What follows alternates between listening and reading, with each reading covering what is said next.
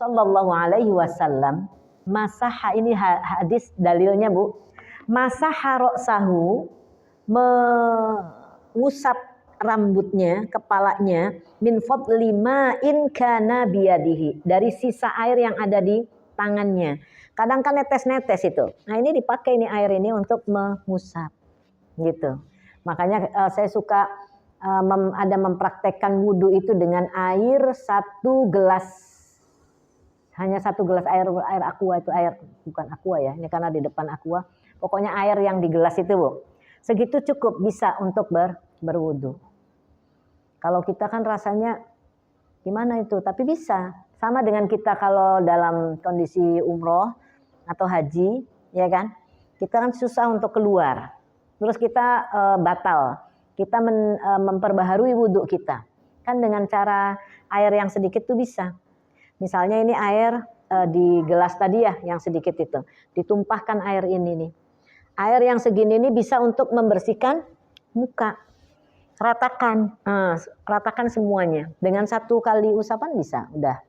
Jadi dengan air yang 1 genggam ini nih, bisa untuk membasuh muka kita.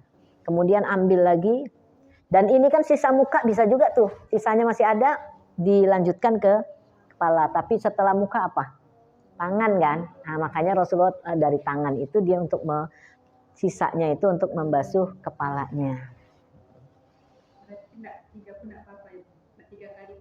Ya, dia rukunnya itu, rukun itu tadi yang disebutkan tuh membasuh muka, kemudian membasuh tangan sampai siku, kepala, kemudian kaki. Itu rukun yang disebutkan dalam Al-Qur'an.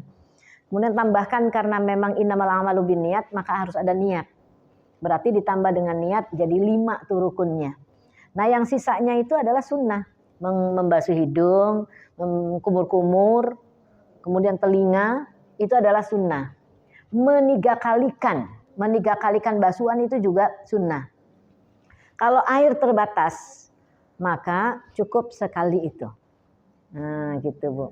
Air terbatas atau waktu terbatas. Kita tertidur, Masya Allah gitu.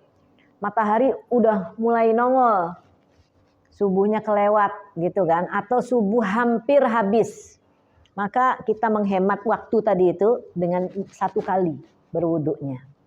Nah itu boleh. Sama dengan kalau kita sampaikan itu kan sunnah. Jadi yang wajib itu prioritas kan Bu. Sholat harus di dalam waktu sholat, tidak boleh di luar waktu sholat. Kan sholat itu harus di dalam waktu sholat, tidak boleh di luar waktu sholat kan. Waktu subuh sampai munculnya matahari kan, terbit matahari. Nah sebelum terbit matahari ini cepet-cepet. Nah kalau seandainya wudhunya hanya bisa untuk sekali, lakukan itu untuk ngejar. Nah sama kayak ibu misalnya sholat sunat. Entah sholat sunat tahiyatul masjid atau sholat sunat sebelum sholat wajib gitu ya. Tiba-tiba qomat. Allahu Akbar, asyhadu an la ilaha illallah. Ibu baru, Waalaikumsalam, baru ruku. Kira-kira gimana Bu? Mau dibatalkan atau lanjut?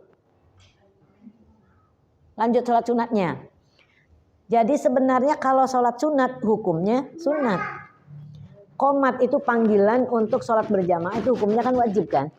Nah makanya kalau seandainya kita posisinya baru Allahu Akbar atau ruku, kemudian sholat berjamaah mau ditunaikan, batalkan sholat itu. Tapi kalau kitanya sudah sampai di ruku tapi rakaat kedua, masih bisa dikejar, selesaikan. Apalagi di tahiyat, selesaikan. Nah itu namanya mendahulukan mana yang harusnya didahulukan. Gitu Bu. Kayak tadi sunnah tuh menigakalikan. Tapi kita nih waktunya nih kalau 3 kali akan habis nih. Maka ini yang didahulukan. Gitu ya Bu ya, sekali-sekali saja gitu. Tidak mengejar sunnahnya.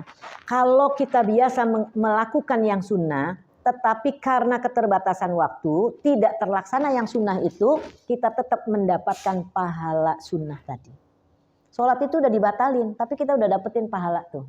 Kenapa? Karena biasanya dia tuh sholat sunat.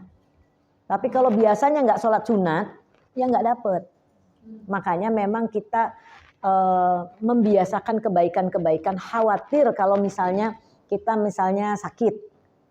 Kita biasanya pengajian ini hari Jumat pengajian, tapi karena sakit nggak bisa. Nah itu pahala pengajian setiap Jumat itu karena kita rutin, nah itu tetap aja mengalir sama kita.